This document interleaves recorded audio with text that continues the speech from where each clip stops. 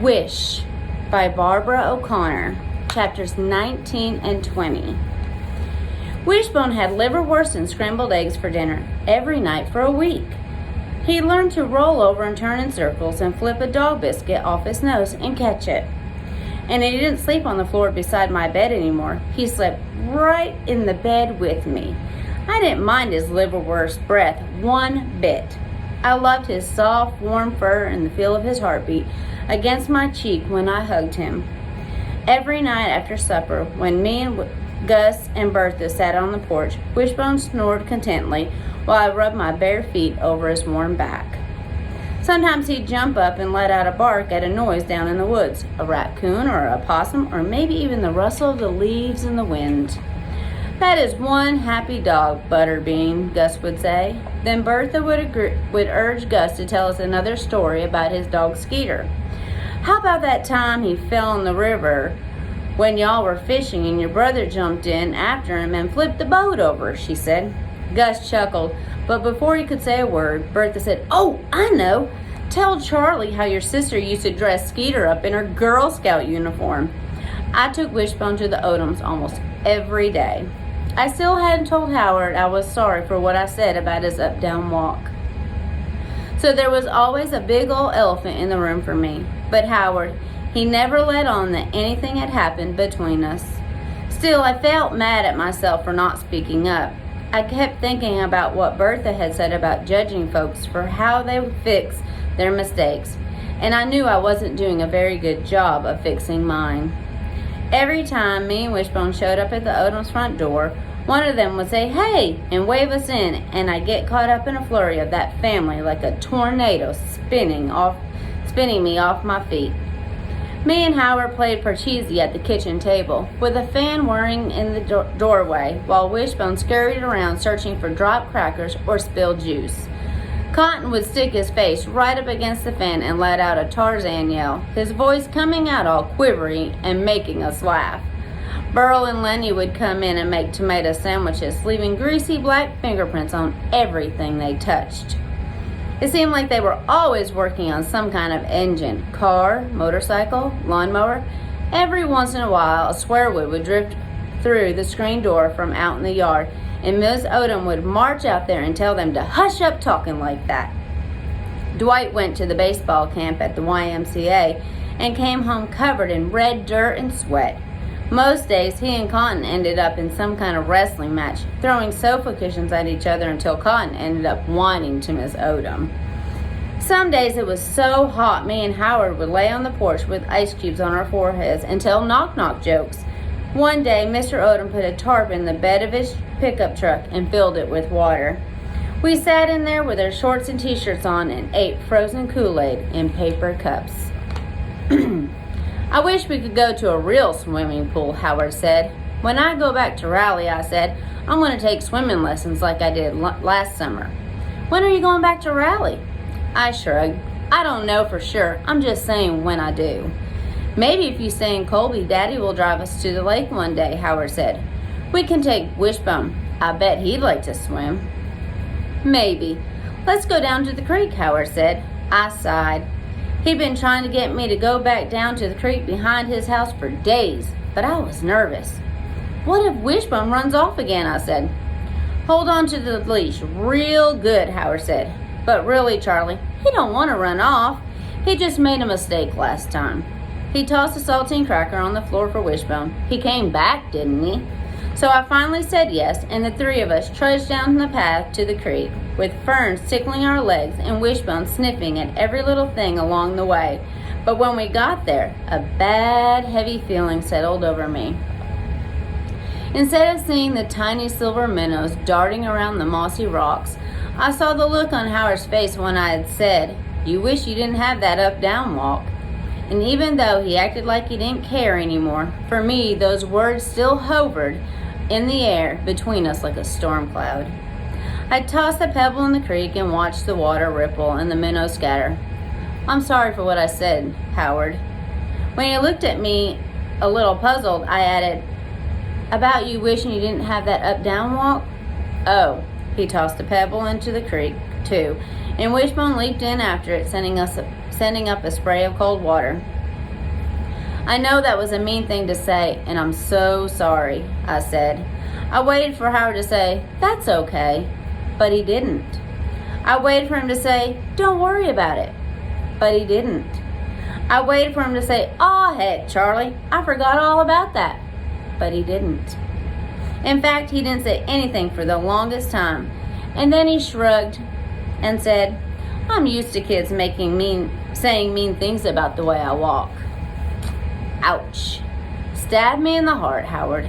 Tossed me into the mean pile with all the other hateful kids in Kobe. Squished me into the mud like the worm that I am. My eyes darted from tree to rock to creek to fern while I scrambled to figure out what to say next. And then I spied it. A black bird feather nestled in the leaves and pine needles beside the creek. Look, I said, grabbing the feather and holding it up for Howard to see. He squinted at it, pushing his glasses further up on his freckled nose. Something to wish on, I said. You stick it to the ground and make a wish. I held it out to him. Here, you take it. Make a wish. He shook his head. Nah, why not? He took his glasses off and wiped drops of creek water off them with the edge of his shirt. Then he put them back on and said, 'Cause I know my wish ain't never coming true. Well, now, that surprised me coming from Howard, who is always Mr. Positive. How do you know that? I asked. I just do. But look at me, I said. I've made the same wish every day since 4th grade, and it hasn't come true yet. I stroked the top of Wishbone's wet head. But if I make that wish enough times, I know it will someday. Then I hope it does, Howard said. I held the feather out to him again. You sure? He nodded. So I stuck the feather into the soft dirt beside the creek, closed my eyes, and made my wish. On the way home that day, the feeling that had been weighing me down so much since I'd said that mean thing to Howard felt a little bit lighter. I wasn't sure if I had fixed my mistake, but at least I'd tried. Chapter 20. When Bertha told me Jackie was coming to visit, my thoughts bounced every which way. I was excited as all get out to see her.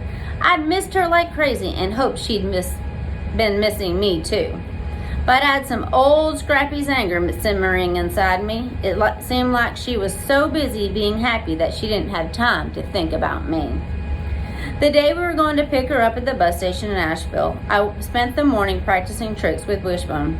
I wanted Jackie to see how smart he was and how much he loved me. Then I tried to make my room look like a real bedroom and not like a place to store canning jars. First, I pulled my bedspread way up so it covered my Cinderella pillowcases. Then I tacked a towel over the shelves to hide those jars. I put Wishbone's toys in a shoebox and wrote his name on the side with a marker, while he sat there watching me with his head cocked. Every now and then, he took out a tennis ball or a dirty rubber bone, but I put it back.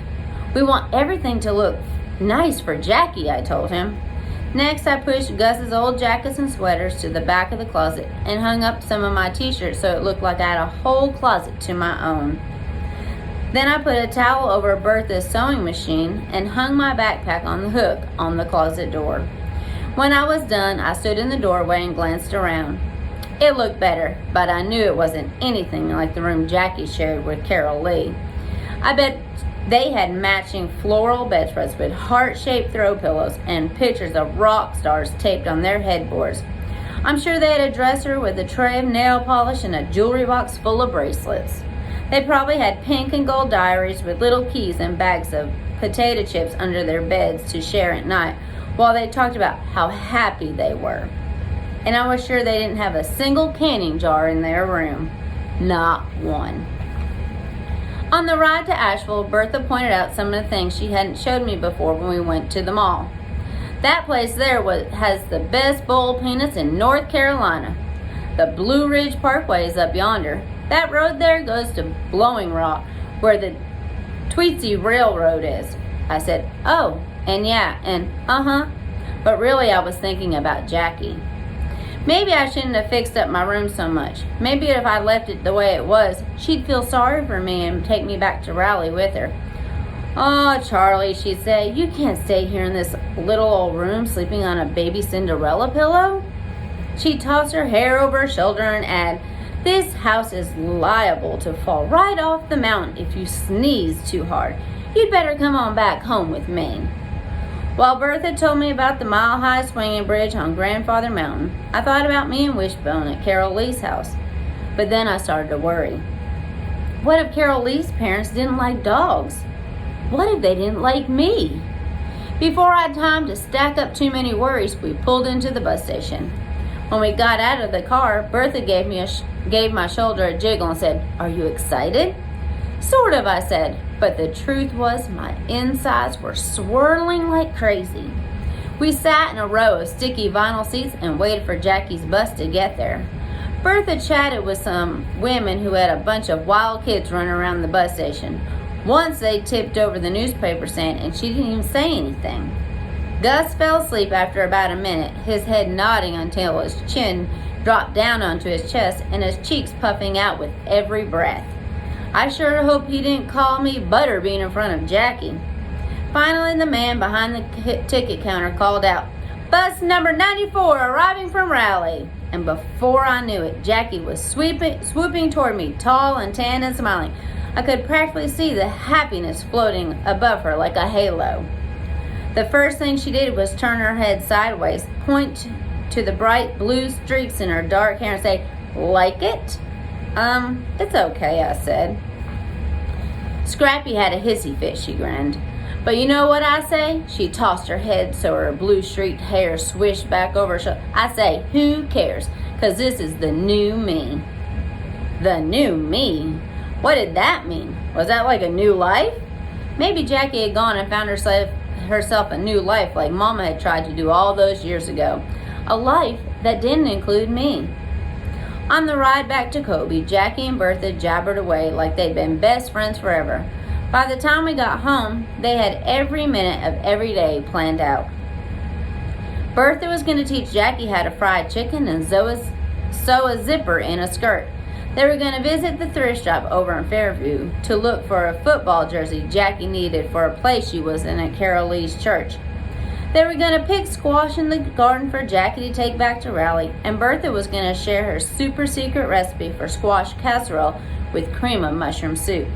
On and on, jabber, jabber. Hello, I thought. What about me? Anybody want to do something with me?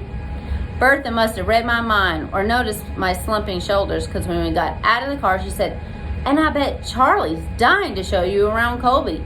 She knows every nook and cranny now." She winked at me. "Right, Charlie?" "I guess. And just wait until you see Wishbone," Bertha said. As soon as we got inside, Wishbone came leaping toward us, ears flapping and tail wagging. I knelt down and let him lick my face. "Ew," Jackie said. "Don't let a dog tongue get in your mouth." "He's just kissing me." I pressed my cheek against his nose. "He loves me." Jackie made a face. "And watch this," I said. I showed her how Wishbone could sit and shake and roll over. "Wow, Charlie," Jackie said. "I never knew you were such a good dog trainer." "Well, he's pretty easy to train because he's so smart. And by the time we get back to Raleigh, I bet he'll know a whole lot more stuff." Jackie lifted her eyebrows and squeezed her lips together, but she didn't say anything. She strolled around the tiny living room, setting photos of old people on the table beside the couch, peeking into Bertha's yarn basket, peering into the kitchen. "I love your house," she said to Bertha. "Gus's granddaddy built it with his own 2 hands," Bertha said. "Ain't that right, Gus?" Gus blushed a little and nodded. "Check out the back porch," Bertha said, motioning toward the kitchen. The next thing I knew, Jackie was out there raving about the view and the mountains and all. I sat on the floor in the living room with Wishbone snuggled in my lap, listening to this new Jackie and wondering what had happened to the old Jackie. The one who went to my dance recital while Mama and Scrappy stayed home and yelled at each other? The one who spent her allowance to buy me one of those friendship bracelets the other girls had at school? The one who made cupcakes for me to take to school on my birthday while Mama watched soap operas in her bathrobe? That Jackie was gone, and in her place was this new Jackie with blue streaks in her hair out on the porch telling Bertha how much she loved the Blue Ridge Mountains. And then this new Jackie went and said something the old Jackie would never have said. Charlie is so lucky to be here with y'all. Lucky, she thinks. I'm lucky I got yanked out of the only place I'd ever known my whole life and sent off with people I've never laid eyes on before. Lucky my family was all broken up and scattered every which way. Then Bertha said, No, me and Gus are the lucky ones. Right, Gus? Right, Gus said.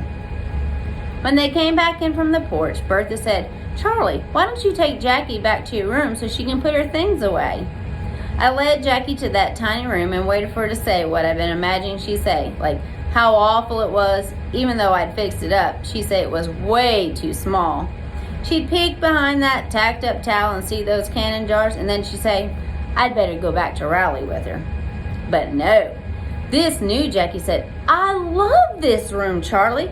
Can you believe you got a room all to yourself and don't have to share anymore like we did back home?